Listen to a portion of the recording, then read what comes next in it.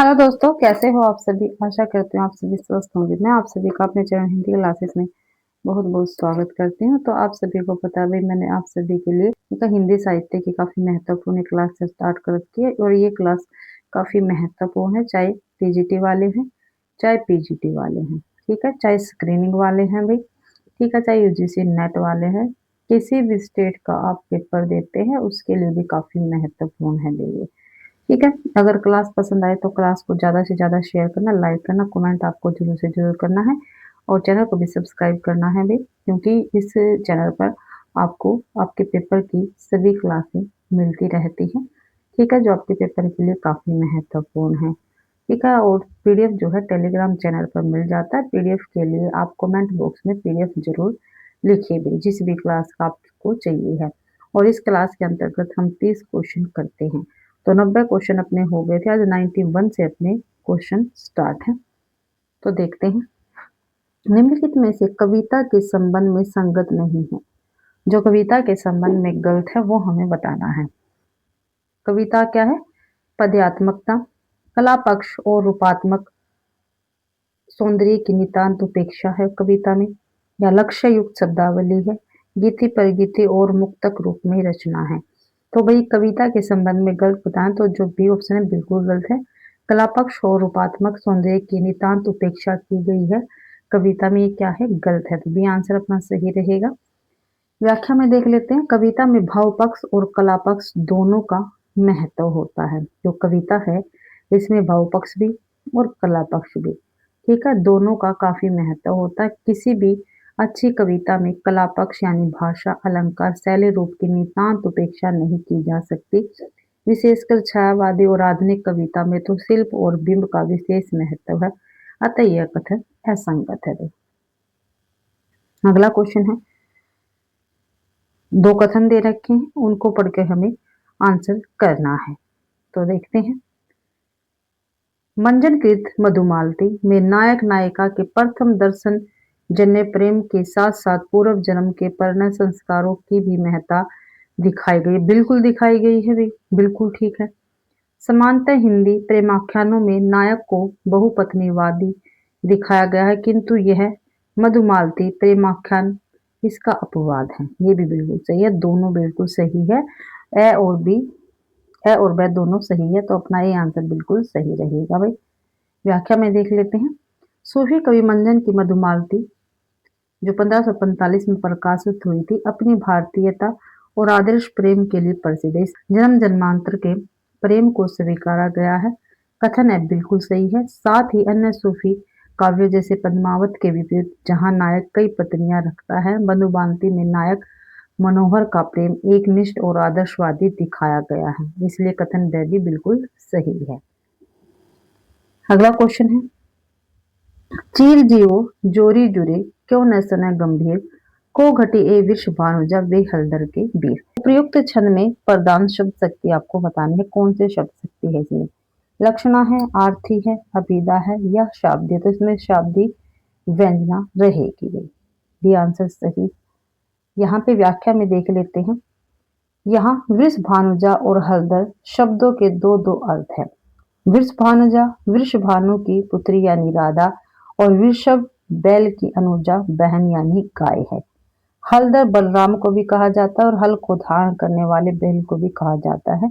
चूंकि व्यंग्यार्थ विशिष्ट शब्दों पर आधारित है, शब्द हटा देने पर चमत्कार खत्म हो जाएगा, इसलिए यहाँ शाब्दी व्यंजना रहेगी भाई।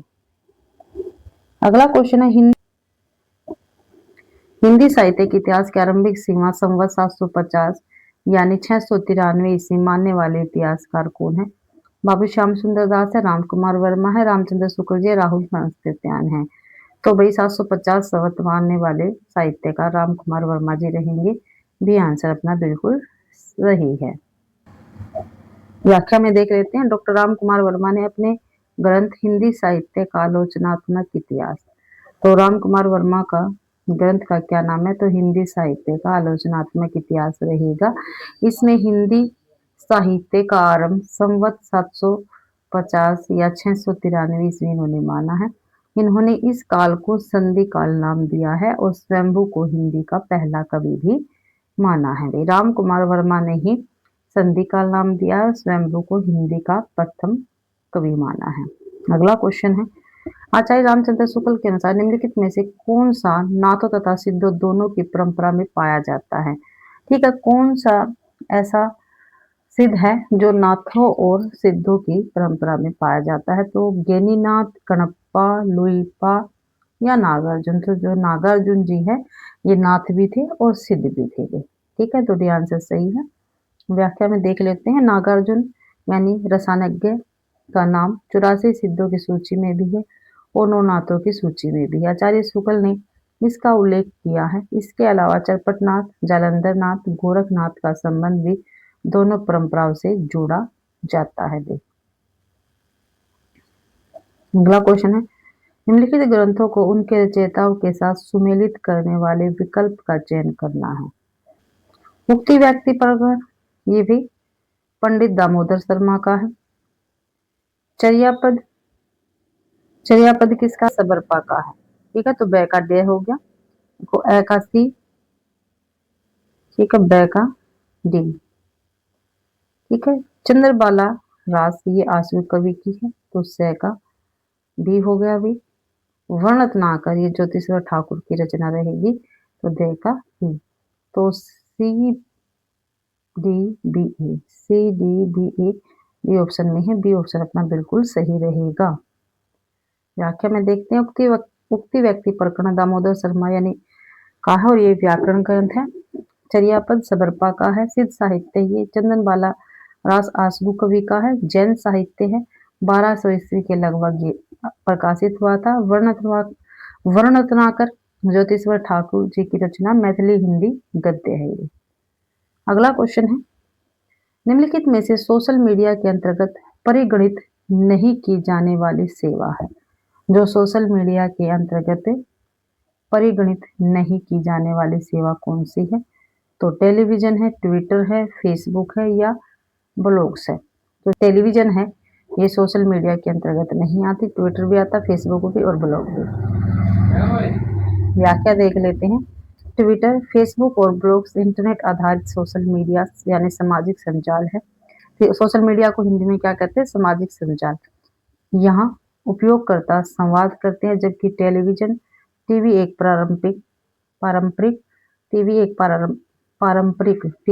पारंपरिक इलेक्ट्रॉनिक जनसंचार माध्यम है यानी मास मीडिया है। यह सोशल मीडिया की श्रेणी में नहीं आता क्योंकि यह एक तरफा प्रसारण है। आगे है, रिपोर्टाज के संबंध में असंगत है। तो असंगत कौन सा है? रिपोर्टाज का प्रभाव असीमित है, यही गलत लग रहा है मेरे को, तो फिर भी देखते। रिपोर्टाज में बाहरी स्वरूप की अभिव्यक्ति अधिक और आंतरिक स्वरूप की अपेक्षा कम है, बिल्कुल सही है। रिपोर्टाज में तथ्यों के साथ भावपूर्णता भी रहती है, बिल्कुल सही है। रिपोर्टाज का स्वरूप कलापूर्ण होता है, बिल्कुल सही है। तो ये आंसर ही अपना गलत है। रिपोर्टाज के संबंध में गलत ही पूछा था, तो ये ऑप्शन बिल्कुल सही है। व्याख्या में देखते हैं, रिपोर्टाज केवल आंखों देखी घटना का विवरण नहीं है, बल्कि उसमें लेखक की संवेदना और आंतरिक अनुभूति का गहरा पुट होता है। रिपोर्टाज का प्रभाव सीमित होता है। ये क्या है? किस समासिक पद का विग्रह त्रुटिपूर्ण है भी? तो किसका है? सुखप्रद, सुख देने वाला, बिल्कुल सही है। जलमगन, जल में मगन। आप बीती, अपने पर बीती। स्वर्ग प्राप्त, स्वर्ग में प्राप्त नहीं भी, स्वर्ग को प्राप्त आएगा। तो डी आंसर गलत है इसमें, इसलिए गलत ही ठीक है। गलत पूछा था, चलिए ठीक है। स्वर्ग प्राप्त का सही समास विग्रह रहेगा स्वर्ग को प्राप्त, या इसमें कर्म तत्पुरुष समास है, न कि स्वर्ग में प्राप्त। ठीक है, और बाकी सभी सही। अगला क्वेश्चन है भाई, 100वां क्वेश्चन है, प्रेम की गूढ़ अंतर्दशा का उद्घाटन जैसा इनमें है वैसा हिंदी के श्रृंगारिक कवि में नहीं। घनानंद विषयक यह कथन किस ख्यात आलोचक का है? तो ये किसका है? मैंने जो आप सभी के लिए क्लास स्टार्ट कर रखी है, हिंदी साहित्य के 1 लाइनर क्वेश्चन। ठीक है, प्लीज आप वो क्लास भी जरूर से जरूर देखें। ठीक है, वो ये लगा लो, मैं जो हिंदी साहित्य की अपनी बुक है सरस्वती पांडे और गोविंद पांडे की, उसमें से मैं 1 लाइनर क्वेश्चन आप सभी के लिए लेके आई हूँ। जो पेपर के लिए काफी महत्वपूर्ण है भाई। पूरी बुक में से मैं आपको क्वेश्चन आंसर करवाने लग रही हूँ और चैप्टर वाइज है, तो उन क्लासों को भी आप जरूर देखें। तो प्रेम के गुण अंतर्दशा का उद्घाटन जैसा इनमें वैसा हिंदी के अन्य श्रृंगारिक कवि में नहीं है। घनानंद विषय की यह कथन किस ख्यात आलोचक का है? तो रामस्वरूप चतुर्वेदी का, विश्वनाथ प्रसाद मिश्र का, आचार्य रामचंद्र शुक्ल जी का या हजारी प्रसाद द्विवेदी का?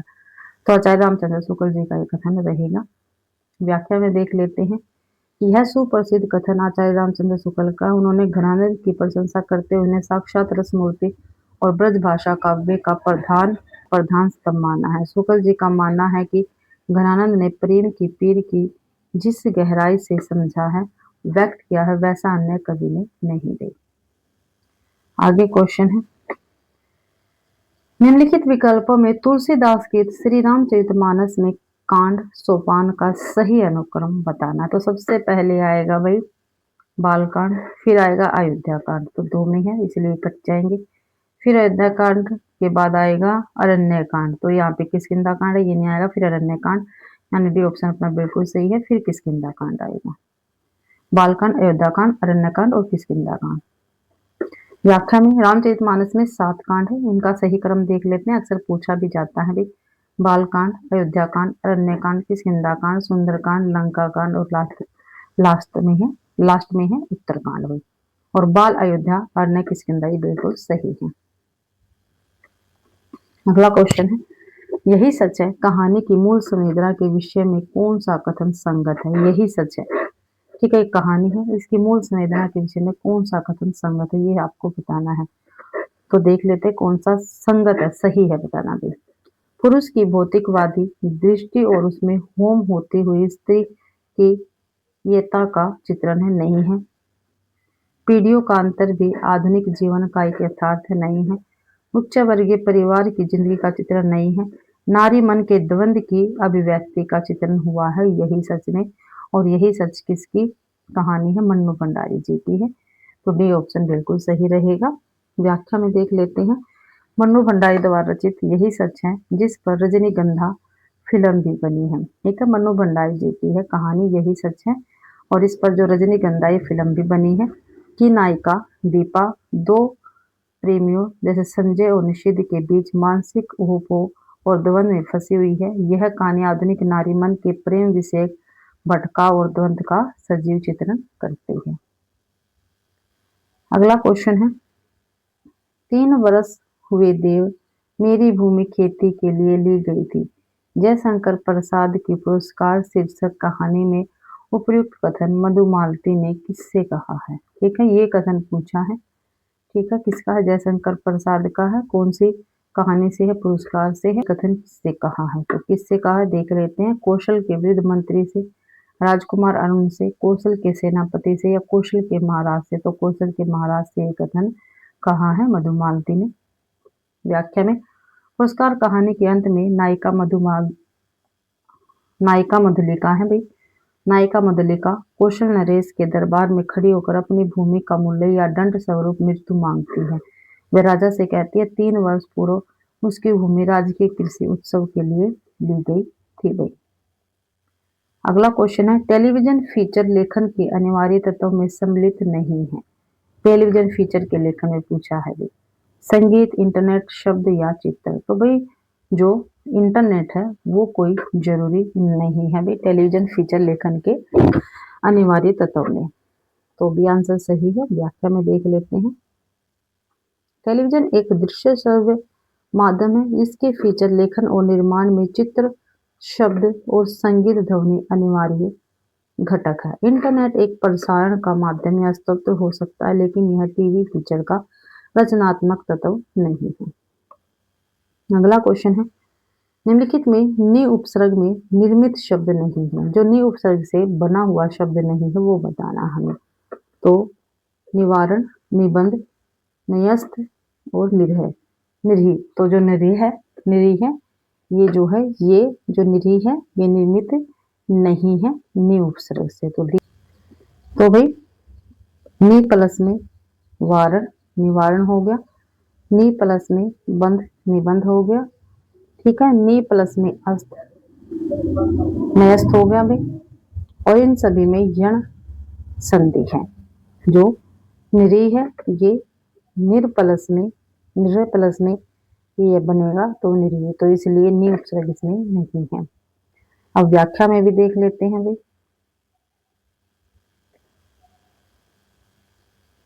निरी शब्द में निर उपसर्ग है, जैसे निर प्लस में ही तो निरी, जिसका अर्थ है इच्छा रहित भाई। ठीक है, क्या है? इच्छा रहित। और अन्य शब्द मैंने आपको पीछे भी बता दिए हैं। अगला क्वेश्चन देख लेते हैं। मिथिला मेरा मूल है और अयोध्या फूल, चित्रकूट को क्या कहूँ रह जाती हूँ भूल। साकेत में उपयुक्त कथन किसका है?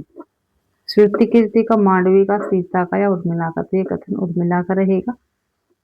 यह कथन मैथिली शरणगुप्त के साकेत की नायिका उर्मिला का है। इसमें वह अपने मायके यानी मिथिला, ससुराल अयोध्या और वनवास के स्थान चित्रकूट के प्रति अपने भाव व्यक्त कर रही है।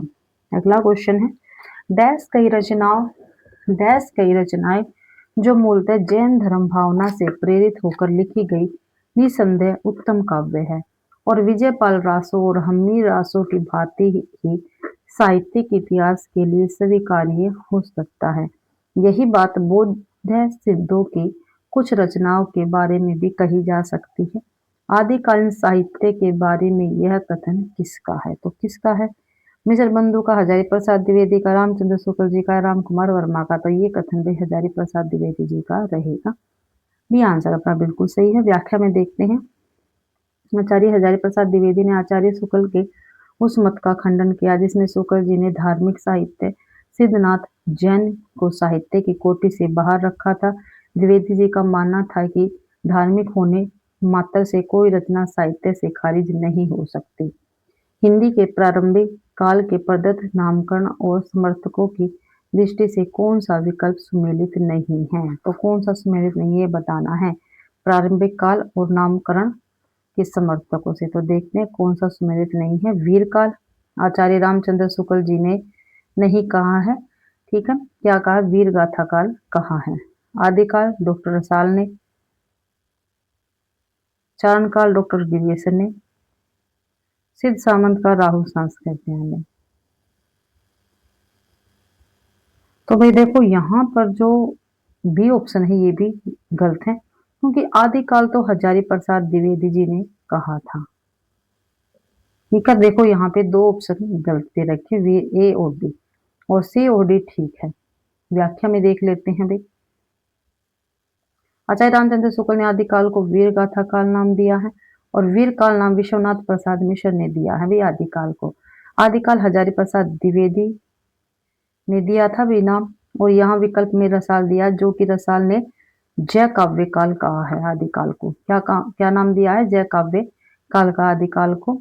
आदि नाम भी दिए गए, परंतु वीर काल शुक्ल जी से मिलान निश्चित रूप से बिल्कुल गलत है। ठीक है, तो जो आयोग है उसने ए ऑप्शन सही माना था, इसलिए यहाँ पे ए ऑप्शन सही दे रखा है। लेकिन मेरे हिसाब से ए और बी दोनों गलत है, क्योंकि आदिकाल किसका? हजारी प्रसाद द्विवेदी जी का है। आगे, निम्नलिखित में से सात्विक अनुभाव नहीं है।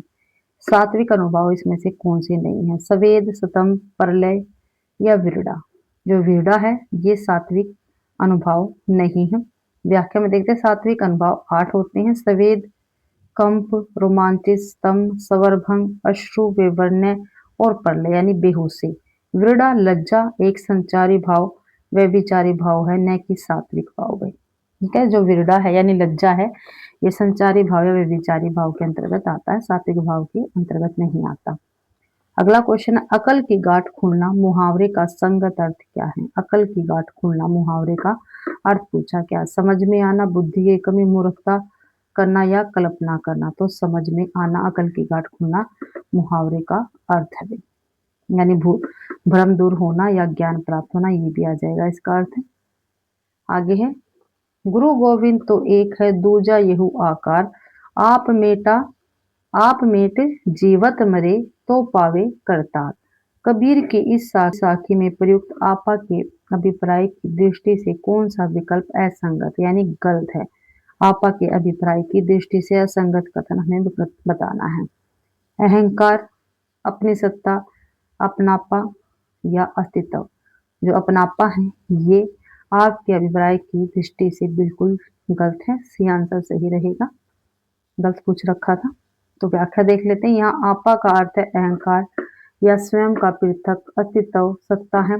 कबीर कह रहे हैं कि अहंकार मिटाने पर ही ईश्वर मिलते हैं। अपनापा का अर्थ है आत्मीयता या अपनापन होता है, जो यहाँ आपा के नकारात्मक अर्थ से मेल नहीं खाता, तो यह क्या है, असंगत कथन रहेगा। अगला क्वेश्चन है, बिजनौरी हिंदी भाषा की किस बोली की उपभाषा बिजनौरी हिंदी भाषा की किस बोली की उपबोली मानी जाती है? बिजनौरी बुंदेली की, अवधी की, ब्रज भाषा की या कोरवी की? तो कोरवी की मानी जाती है बिजनौरी।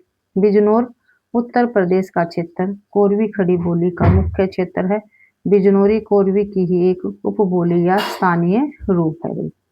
अगला क्वेश्चन है, निम्नलिखित विकल्पों में से कौन सा पत्र पत्रिका निम्नलिखित विकल्पों में से कौन सा पत्र पत्रिका संपादक तथा संपादक स्थान के क्रम में असंगत है? भाई जो असंगत है वो हमें बताना है।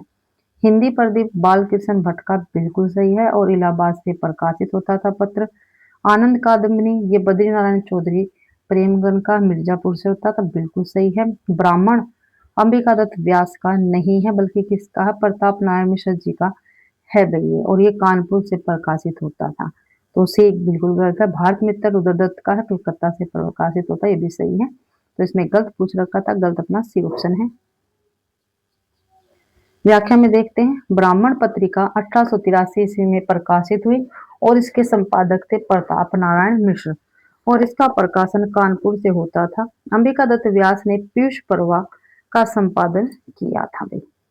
अगला क्वेश्चन है, रीति काव्य जितना तत्कालीन समाज के कलांत चित्र के विश्राम और विनोदन की व्यवस्था करता है, उतना परिष्करण और नियोजन की नहीं। यह कथन किसका है? तो किसका? आचार्य नंदुलाल वाजपेयी का, हजारी प्रसाद द्विवेदी का, डॉक्टर नगेंद्र या रामचंद्र शुक्ल? तो ये कथन भाई हजारी प्रसाद द्विवेदी का रहेगा। ये आंसर सही है। व्याख्या देख लेते हैं। यह कथन आचार्य हजारी प्रसाद द्विवेदी का, उन्होंने रीतिकालीन कविता का मूल्यांकन करते हुए ये माना है कि यह कविता थके हुए यानी कलांत मन को मनोरंजन तो देती थी, पर उसमें जीवन मूल्यों का परिष्कार या गहरा नियोजन कम था। अगला क्वेश्चन है, कविता क्या है? रामचंद्र शुक्ल जी का निबंध है। निबंध में आचार्य रामचंद्र शुक्ल के मतानुसार चमत्कार के अंतर्गत क्या सम्मिलित नहीं है? ठीक है, चमत्कार के अंतर्गत क्या सम्मिलित नहीं है ये आपको बताना है। शब्दों की क्रीड़ा है भाई, प्रस्तुत वस्तुओं का अद्भुत अथवा अप्रस्तुत वस्तुओं के साथ उनकी सादृश्य की अनहोनी नहीं है भाई। सम्मिलित वर्ण विन्यास की विशेषता भी है, वाक्य की वक्रता या वचन भंगी भी है। तो बी नहीं है, इसमें नहीं पूछा था, इसलिए अपना बी ऑप्शन बिल्कुल सही रहेगा। अगला क्वेश्चन है, सॉरी व्याख्या है, शुक्ल जी के अनुसार सच्चा कवि चमत्कार प्रदर्शन नहीं करता। विकल्प ए, सी और डी बाहरी चमत्कार, शब्द क्रीड़ा, वर्ण विन्यास वक्रता है, जबकि विकल्प बी में वर्णित सादृश्यता की अनहोनी या अद्भुत भावना, भाव, सौंदर्य और कल्पना से जुड़ी है। इसे शुक्ल जी कोरे चमत्कार की श्रेणी जो त्याज्य है में नहीं रखते, बल्कि वे इसे काव्य के आंतरिक गुण मानते हैं। अगला क्वेश्चन है भाई, बीसल देवरासों के संदर्भ में असंगत है, गलत बताना है बीसल देवरासों के विषय में। यह श्रृंगार रस परक एक गैर काव्य, बिल्कुल सही है। इसके रचयिता कवि नरपतिनाल है, बिल्कुल सही है। छंद वैविध्य परक रचना है, यह छंद वैविध्य परक रचना है, नहीं भाई। विरह वर्णन में 12 मासा पद्धति का प्रयोग हुआ, बिल्कुल हुआ है। तो इसमें गलत पूछा था, गलत कौन सा है? सी ऑप्शन अपना बिल्कुल गलत रहेगा भाई। अगला आगे देखते हैं, व्याख्या दे रखी है, व्याख्या में क्या कुछ है ये देख लेते हैं। बीसल देवरासो एक छोटा गय काव्य है, यानी मुक्तक परंपरा का है, जिसमें मुख्य रूप से मात्रिक छंदों विशेषकर 128 मात्राओं वाले कड़वक या अरिल रोला जैसे छंद का प्रयोग हुआ है। इसमें पृथ्वीराज रासो की तरह छंद वैविध्य अनेक प्रकार के छंदों का बदलना नहीं पाया जाता। अगला क्वेश्चन है भाई, तदो दोषा शब्दार्थों गुणा वन अलंकृति पुनः कयापी। तो पुनः कयापी काव्य लक्षण विषयक उपयुक्त मानता किसकी है? शेखर, आचार्य शेखर की, आचार्य कुंतक की, आचार्य टंडे की, आचार्य मम्मट की। तो आचार्य मम्मट की है पुनः क्या आपकी भाई। लक्षण, आचार्य मम्मट के प्रसिद्ध ग्रंथ काव्य प्रकाश का है भी अर्थ दोष रहित, अदोषो, गुण सहित, सगुणों और कभी कभी अलंकार रहित, अनलंकृत, पुनः काव्य शब्द और अर्थ ही काव्य है। विश्वनाथ प्रसाद मिश्र के अनुसार वे कवि जिन्होंने लक्षणा और उदाहरण शैली पर काव्य सर्जन तो नहीं किया, किंतु रचना करते समय उनका झुकाव लक्षण ग्रंथों पर अवश्य रहा, ऐसे कवि हैं। ऐसे कवि कौन से हैं? रीति मुक्त है, रीति भुक्त है, रीति बद्ध है, ठीक है, या रीति सिद्ध? तो रीति सिद्ध कवि है भी, बी आंसर सही है। विश्वनाथ प्रसाद मिश्र ने बिहारी जैसे कवियों को रीति सिद्ध कहा है। इन कवियों ने लक्षण ग्रंथ यानी रीति ग्रंथ नहीं लिखे, लेकिन उन्हें रीति का पूरा ज्ञान था और उनकी रचना जैसे बिहारी सत्सई में रीति का प्रभाव सिद्ध रूप में मौजूद है भाई। अगला क्वेश्चन है, निम्नलिखित में से कौन सी विशेषता आचार्य विश्वनाथ द्वारा वर्णित रस के स्वरूप में परिगणित नहीं है? तो कौन सी नहीं है रस के स्वरूप में परिगणित आचार्य विश्वनाथ द्वारा?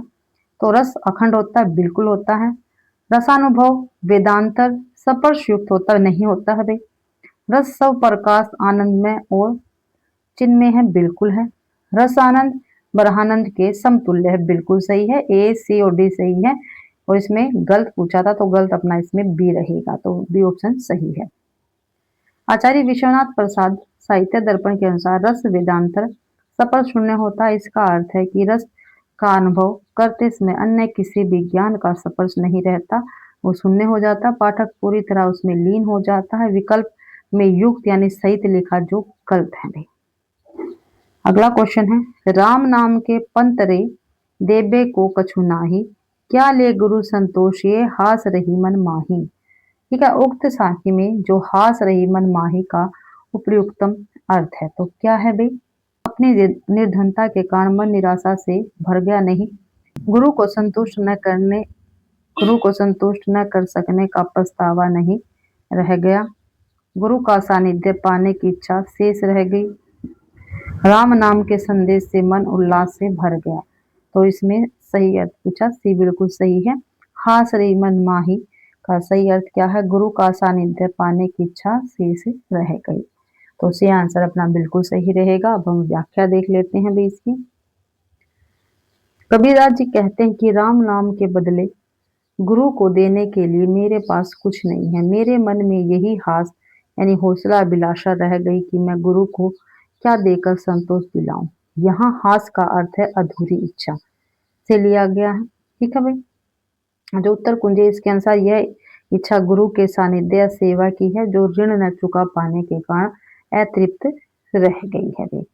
तो इसी के साथ भाई आज के अपनी क्लास के 30 क्वेश्चन कंप्लीट होते हैं। आशा करती हूँ भाई आप सभी को क्लास पसंद आई होगी। अगर आप सभी को क्लास पसंद आती है तो प्लीज़ क्लास को ज़्यादा से ज़्यादा शेयर करें, लाइक करें और कमेंट करना बिल्कुल भी ना भूलें भी, और चैनल को भी सब्सक्राइब जरूर करें। और पीडीएफ आपको टेलीग्राम चैनल पर मिल जाता है तो उसको आप ज्वाइन कर सकते हैं। और ये क्लास आपको 7 से लेके 8 बजे के बीच में मिल जाती है शाम को भाई। ठीक है, आप सभी का क्लास देखने के लिए बहुत बहुत धन्यवाद।